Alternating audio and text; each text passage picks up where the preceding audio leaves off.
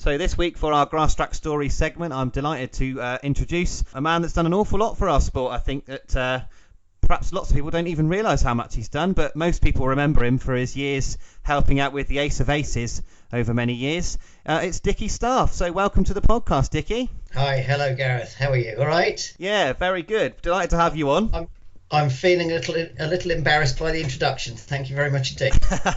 No, you're welcome. If people aren't aware of Dickie out in the sport or listening to the podcast, for many years Dickie was involved heavily in organising the International Ace of Aces grass tracks, but more recently he's been heavily involved in the organising and the FIME and the ACU for a long time. He's ACU chairman as well, and it's seen you do an awful lot in the sport, Dickie, hasn't it?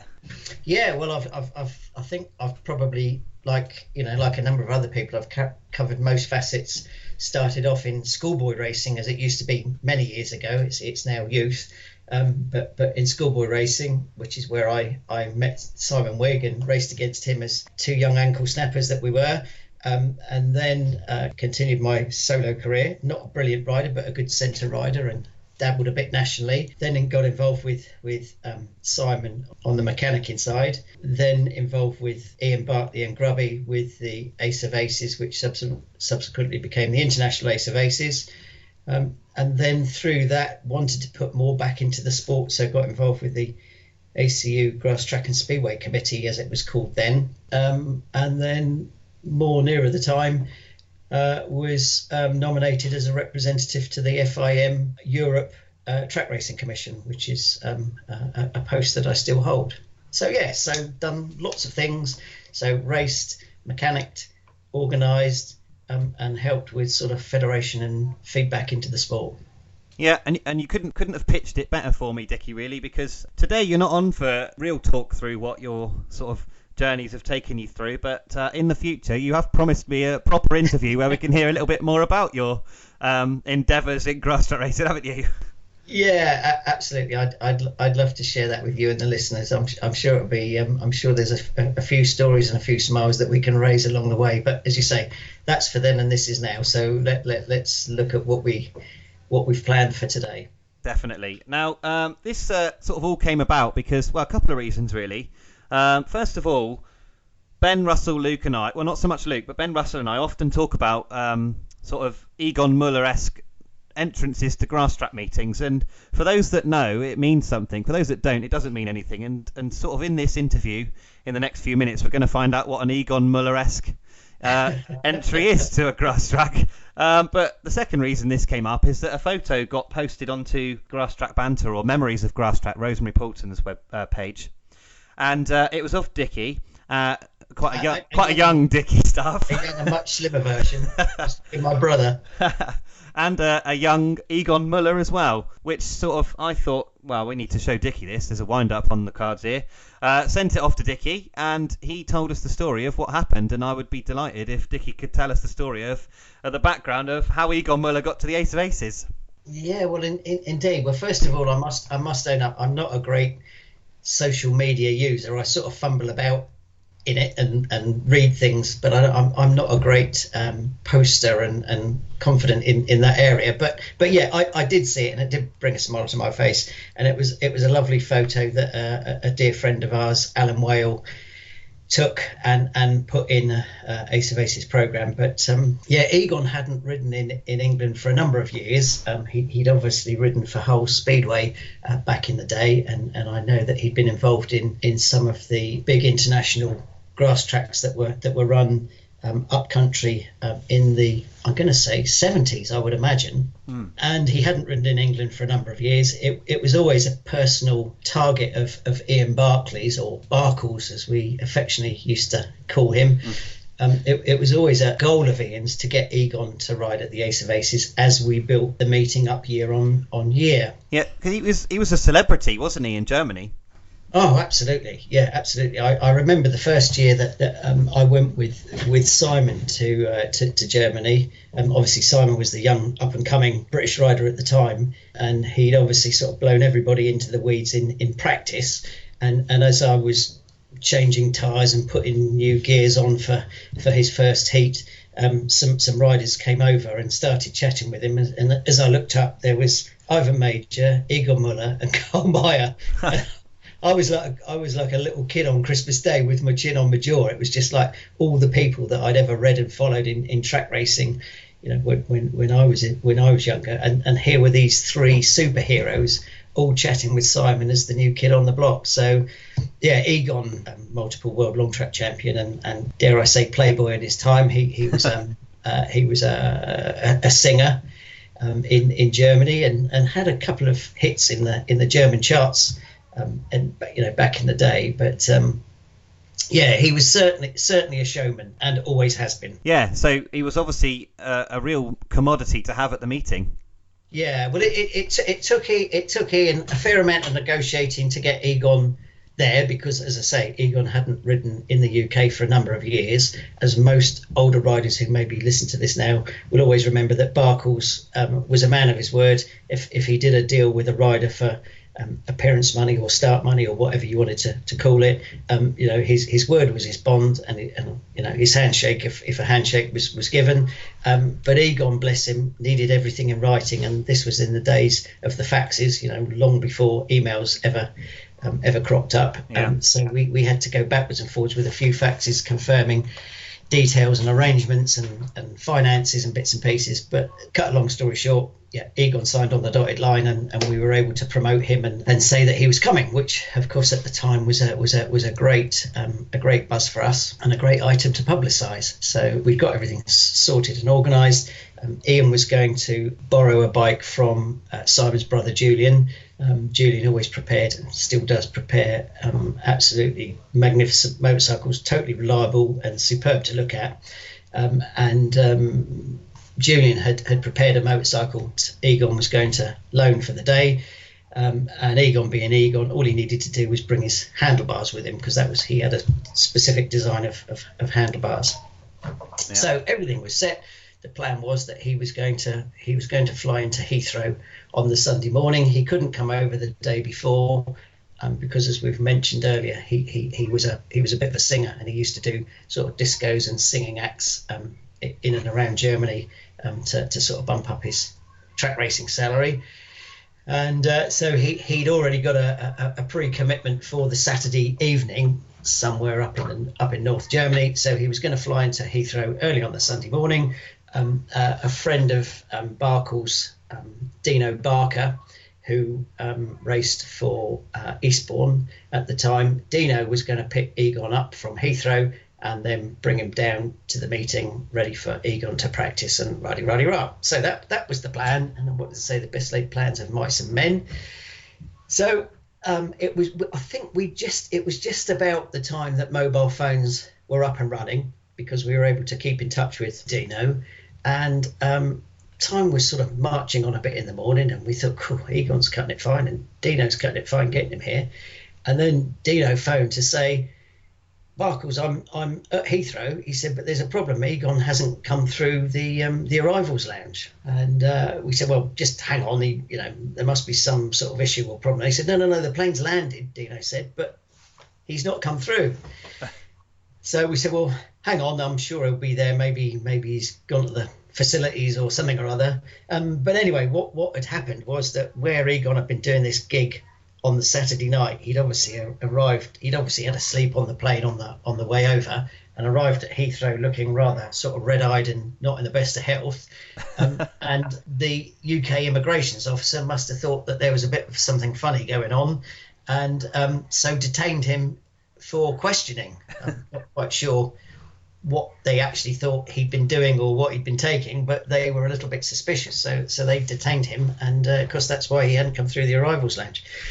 Anyway, eventually he did, and Dino phoned again to say, right, I've got Egon, I'm coming back, but obviously we're quite some time late now. We'll get there as soon as we can. So Ian, always being somebody that was sort of thinking on his feet, went over. We used to have helicopter flights at the Aces, part of which used to fly the Page 3 model in for the riders' presentation.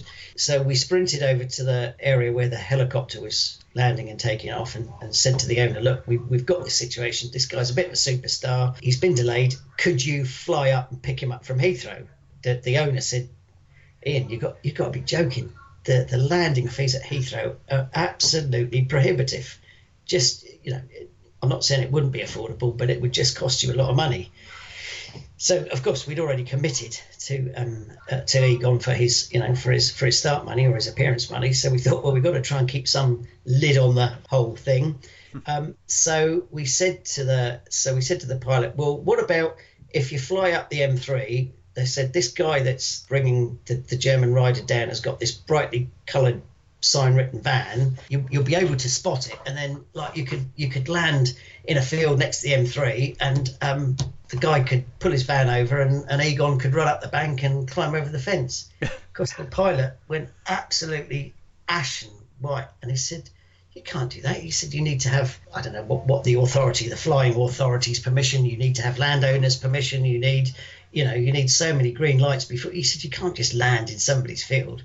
Anyway, the owner of the helicopter was all privy to this whole conversation at the time, and he said you could see he was getting more excited and a bit more revved up by it, because you could just see this was not something that you normally do 5 days a week running a helicopter business. This was something a little bit out of the ordinary. So anyway, the owner said, yeah, that'd be fine. He said, just crack on with it. So we managed to phone Dino, and we said, look, Dino, we're going to get a helicopter coming up the M3 when he spots your van. And I think Dino had some sort of sign writing on the roof or something that made it sort of quite easy for the helicopter pilot to spot. So long story short, the pilot flew off and spotted Dino's van that was doing several miles an hour down the M3 on a Sunday morning. So he obviously turned around, flew back over the top of Dino. Dino could see it, put his hazard lights on, pulled over to the side of the M3 onto the hard shoulder, and Egon jumped out of the van, ran up the bank with his helmet and his leathers bag, his kit bag and a pair of handlebars, and climbed over the fence and climbed into the helicopter, and the helicopter took off more or less, within a few minutes of landing. And I think it took them literally 10 or 12 minutes to fly from wherever it was on the M3 down to Winterbourne Gunner, which was the track, the Ace of Aces track at Salisbury. And so within sort of quarter of an hour, the helicopter circled over the track. And of course, we used to use Tony Nolan and Jim Head as our commentators. And so we'd obviously line them up to what was happening. And so obviously they were able to sort of build it up for the crowd. Said, "Oh, looks like the helicopter's just arriving, and with any luck, this will be Egon Muller." Blah blah blah blah. So the helicopter did a fantastic entry and landing into the centre green. And I met Egon out the helicopter and grabbed his helmet bag. He wouldn't let me have his handlebars, but grabbed his helmet and leathers bag. And that was the shot that Alan took literally as Egon got out of the helicopter, and he ran off up to the pits and met Julian and put the handlebars on, and I was left to sort of lug the helmets bag and the leathers bag up. And when I eventually got there, they were all done and ready, and Egon was ready to change, and within a few minutes he was like ready to go. But of course, in British Grasstrack, you got to practice before you can race. So we had to stop the meeting, which I think was about heat 7 or something. So we stopped the meeting so Egon could go out and do his 2 laps practice, which he did. He literally stopped at the pit box, cleaned his goggles, Julian refueled the bike, and then Egon shot over to the start line so that he could compete in his next programme race, which was heat 8 or whatever it was. And I seem to remember, after all that rushing around and panic, I think he still came 3rd in the heat, just for somebody that had only done 2 laps on a motorcycle that he'd never ridden before. Just absolutely immense. Superstar. Absolutely immense. It was an absolute crescendo. And of course, at the end of the day, unfortunately, he didn't get on the winners' rostrum as either 1st, 2nd or 3rd. But because we wanted to get our money's worth, and because he's a bit of a promotion machine, we invited him up onto the winners' rostrum to say a few words and just sort of talk about the day and how he enjoyed his race meeting and what about British Grasstrack. Just, to give the supporters a bit of entertainment, really. So Tony Noel gave him the microphone. Bless him. Tony could hardly get the mic back again. Egon was on a roll after this. He was on about this and on about that, and how he sung in Germany and how many world titles he'd won and this, that and the other. And you could see they were almost trying to fight over the microphone to get it back off of him. But he was certainly entertainment and just loved it. And of course, that particular year, the Ace of Aces was sponsored by Motorcycle News, which was heavily into all sorts of off-road track sport at the time. and they had I don't know if you remember, but they used to have like a fun car, like a pickup buggy type car that was all logoed up MCN, and they had MCN girls and everything there. But their editor came along because obviously he wanted to see that the magazine was getting, or the publication was getting value for money from the sponsorship. And of course, he was involved in that whole Egon experience, and it was perfect, Gareth. He was absolutely gobsmacked, and we got some wacky headlines the following week, just because of that whole drama. Because that's all it was, really. It was a drama, but it was just such a fantastic do. And of course, Egon loved it all because he was the centre of all the attention. Yeah, that's right. Great memories, and some fantastic experiences. Unbelievable. We all talk about all the time what can we do to make Grasstrack, big Grasstrack special. You couldn't have planned anything like that, really. Absolutely not. Absolutely not. As I say, the whole thing came from a complete mess up, really, by Egon being detained for whatever reason at Heathrow. But from that muck up, it developed into a whole PR machine, really. He had a way, though. Well, not just Ian, but all of you had a way of. Well, obviously, your organising was. We still talk. It's still the yardstick today. But Ian had a way of. He always seemed to be able to turn a sort of a disaster into a triumph. Yeah. And he also he was the most sort of persuasive person I think that we ever had on the Grasstrack. He seemed to be able to persuade people to do anything. Yeah, he did. There was some people, unfortunately, that didn't understand Ian and thought he was only in it for the money. But I absolutely tell you now, God rest his soul, that he only ever did it for the sport. All he wanted to do was make the sport bigger, better, more prestigious, more aware to a bigger audience. With all the different televised things that we did with BBC for the British Masters, and with ITV with Meridian and TVS before.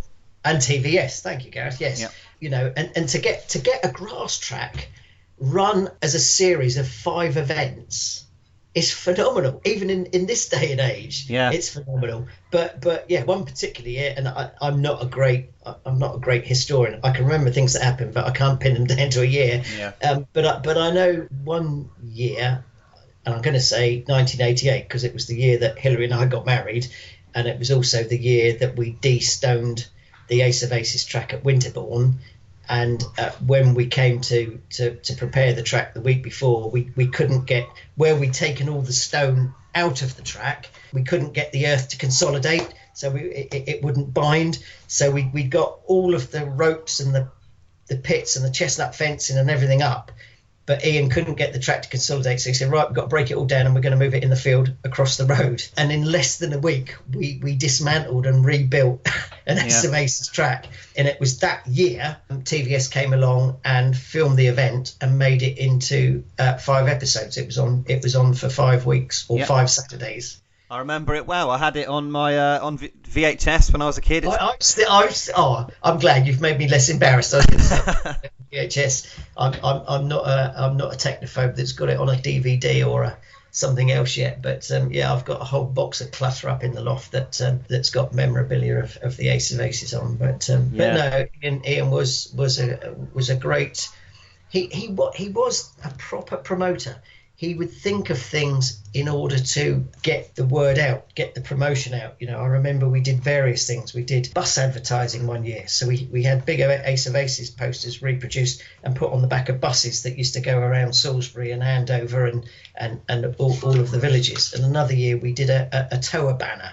So it's a plane that tows a banner, and I think it said Ace of Aces, England's #1 Grasstrack, and then whatever the date was. And the week before, that flew out of Southampton or Eastleigh Airport, and it flew, I think it flew around Southampton, and then it went to Winchester, and then it went to Romsey, and then it went to Salisbury, and then it went to Andover. And we hired, I don't know what it was, a 2-hour flight with this thing just flying round with International Ace of Aces Grasstrack, and then whatever the date was. Yeah. There was a particular reason why it went to some of those locations as well. I seem to remember you telling me. I was being very discreet, Gareth. I always try to be the diplomat. Well, perhaps in your interview, it was always a little bit confrontational, and I went up tidying up the mess afterwards. Perhaps when we have our proper outside the pegs interview, we'll let the listeners in. Maybe I can convince you to let the listeners in on the real locations for the play. I'm sure we'll keep that as a little golden nugget for the next time. Yeah. I think what we've established on the podcast, we talk about Simon Wigg, and if Simon was still with us, how different things might be, and if Ian hadn't been sort of almost I don't know how to say it, really fed up with it. Really, he was sort of pushed a little bit, or certainly helped along his way out of the sport. Then we don't know where we'd be, and they were two people that you were very, very close to, Dickie. So that interview is going to be absolutely fascinating for people to listen to. Even if it's very difficult for you to sort of judge yourself as being fascinating, but I know that lots of people out there will be very interested to hear what you've got to say on so many different aspects of what's gone on.